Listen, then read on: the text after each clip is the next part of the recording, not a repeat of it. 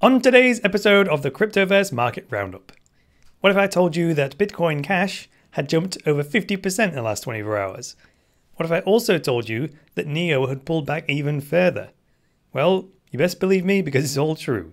So we're going to look at all that and the regular Bitcoin and altcoin price chart readings on today's episode of the Cryptoverse Market Roundup. So stay right there.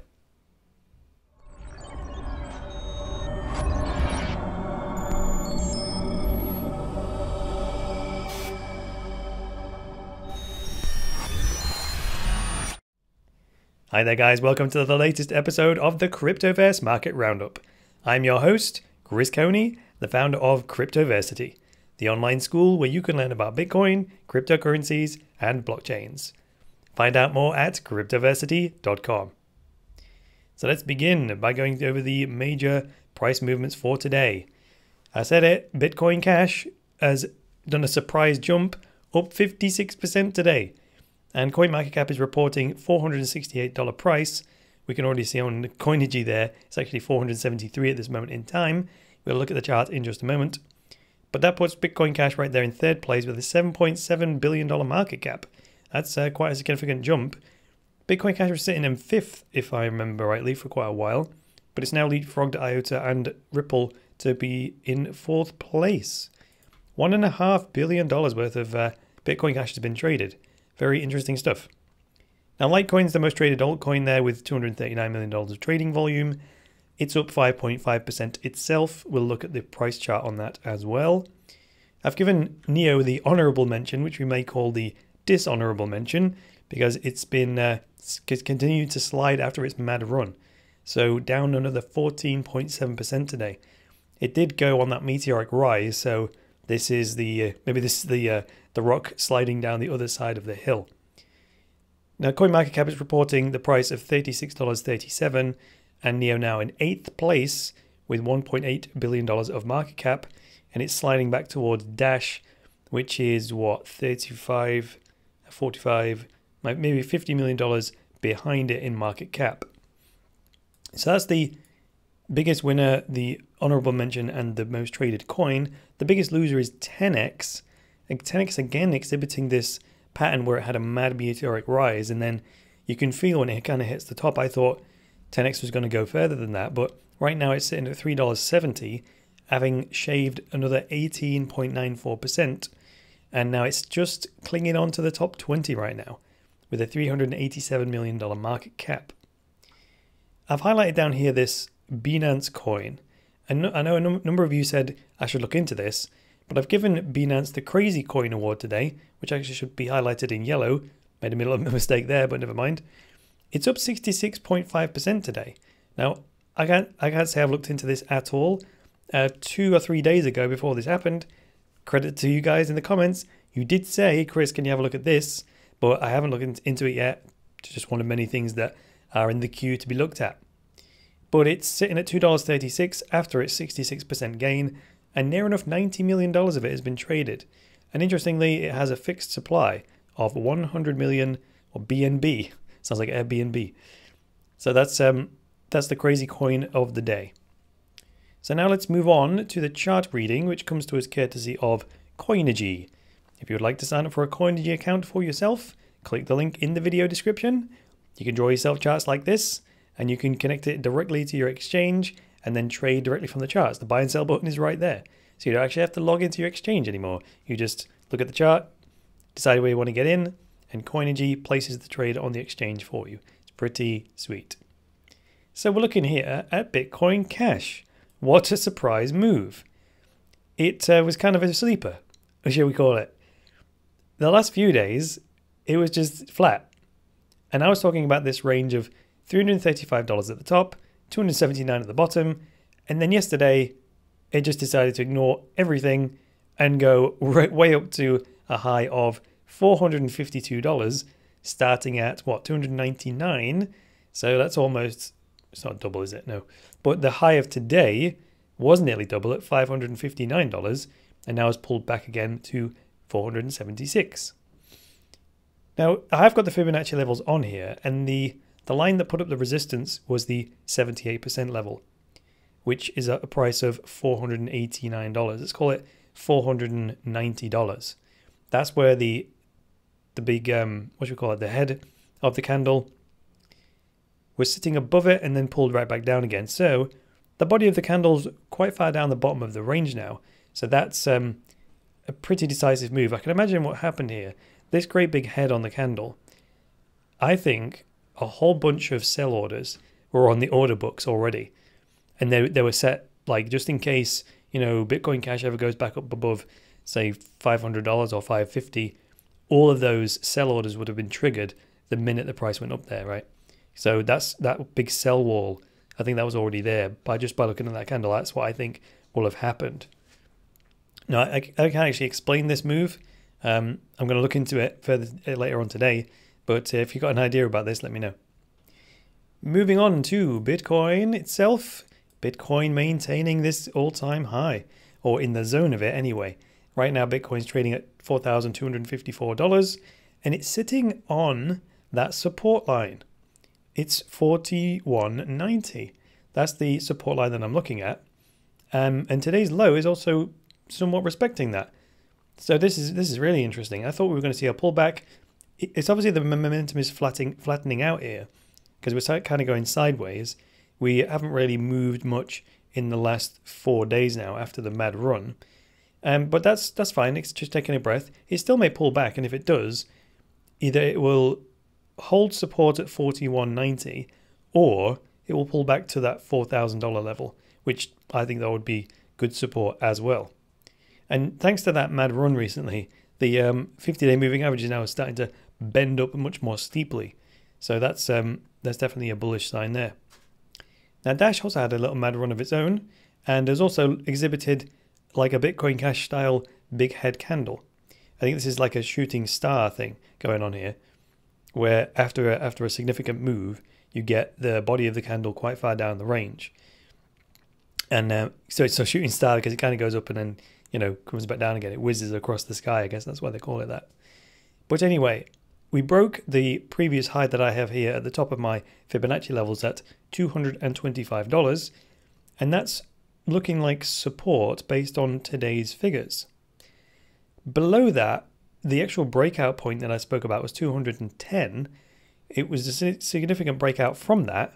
Then we've got a little shooting star there, which hit the all-time high of 262, but it's now come right back down again to a reasonable range of 233. That's still reasonably high for Dash, given that I don't think it's held at this level ever before. I mean, I can look at all the data that's come out of Bitfinex, and no, it's never been that high. So holding pretty well based on yesterday and today's levels. So let's see if the 225 holds as support, and if not, we might see a pullback to 210. Ethereum then, also, it's Ethereum's actually not also anything. It's not given us any surprises in contrast to, say, Dash. It's doing what we've expected it to do recently, which is stay in its consolidation range. At the top of that range is $306. At the bottom, it's $274, and it's sort of, well, it's bounding around backwards and forwards in that range right now. We've got this phase 1 up to the top, phase 2 down to the bottom. I guess we're in a phase 1 back up to the top again, and then I guess a pullback to the 274 level. Now, if this kind of a pattern continues, you can just literally buy and sell at the boundaries, right? Buy at support and sell at the resistance, and then sell again and then buy and sell. So if it waves backwards and forwards in between those two prices, you can still make money from that in a sideways market, right? You just keep reversing your position until it breaks out, then stop trading, because you need to know where it's going before you need to change your strategy at that point, basically, if you're playing a consolidation bounce. IOTA is now having a pullback from its also had a mad run right up to $1, but a dollar didn't hold. It was holding well yesterday, but today it's now broken down reasonably decisively below that. Of course, we'll have to wait till the end of this candle is formed, because it may well just have a long tail hanging down below $1 and then at the end of the day above $1. But right now, the body's pretty decisively moved back down to, actually we can draw I can see a horizontal support line possibly there, underneath the bodies of those two candles from the 16th and the 15th of the month.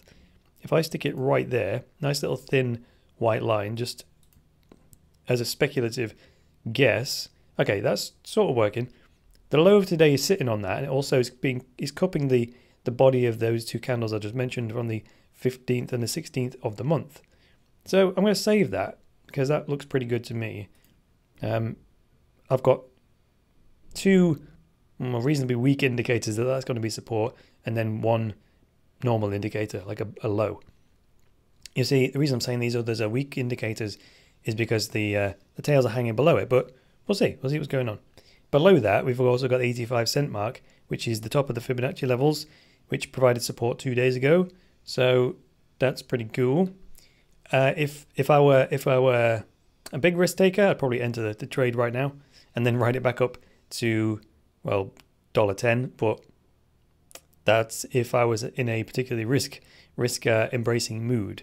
If you're risk averse, that would be not a good idea at all, because I would say most of the juice has been squeezed out of the fruit at this point because of that crazy run.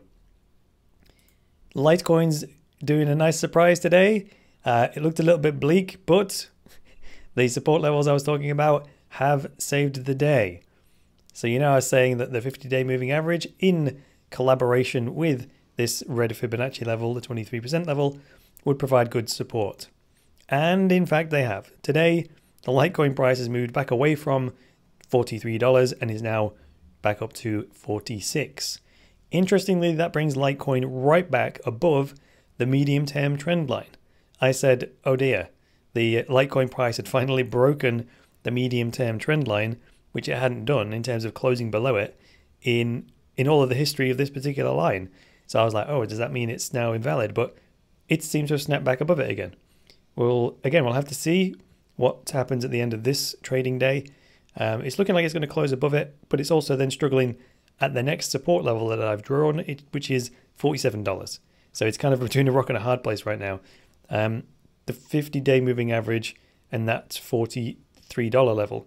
It may do an Ethereum style consolidation where it bounces between that $43 mark and maybe the $47 mark.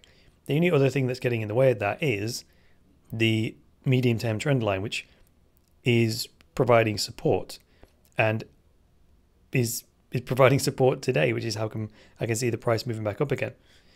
So it may resume that uptrend according to the medium-term trend line. Tomorrow, is it tomorrow? It's not going to be tomorrow, is it? It's Friday. No, it is tomorrow. This is a crypto market. I'm still, part of my brain's still fixed in the forex markets.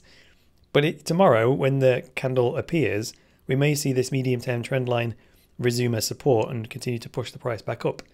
If the medium-term trend line is the strongest support of all, then it may be enough to bring it above $47 and then eventually up to $50, and then away we go back to all-time highs. And then we have Monero. Also, well, Monero is not really particularly interesting to analyze right now. It's sideways, so we'll leave it be.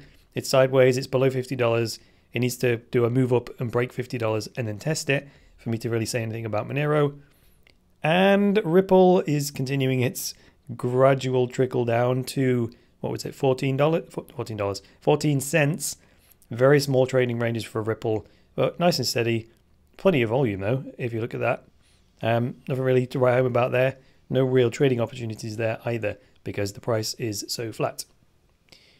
Alrighty then, so that's all I've got for you in terms of the market roundup and the chart readings. I've just got one other thing to say today, which is I'm going to be taking a break from doing the market roundup for a while. I've got a lot of projects on right now, and I've got a limited amount of time. So when you get to that point, something has to give, right? Now, I said previously that I needed to do this and take a hiatus from the market roundup, but I carried it on for another month because many people asked me to do it. This time, though, it's not up for debate. It's not up for discussion. While the Cryptoverse is important, you have to understand that it's one component in a much larger business that I'm running here. So I have more things to consider than just, the Cryptoverse. Now, I will continue putting out the news and commentary show, though, so you'll still be seeing me on a daily basis. I'll still be coming at you every day with news and commentary on Bitcoin, cryptocurrencies, and blockchains. All right, guys, thank you very much for joining me today. If you like this episode, hit that like button. If you're new around here, then get subscribed. And if you would like access to my very best material, such as my structured online courses, which will teach you things like how to make and save money with Bitcoin. Check out cryptoversity.com.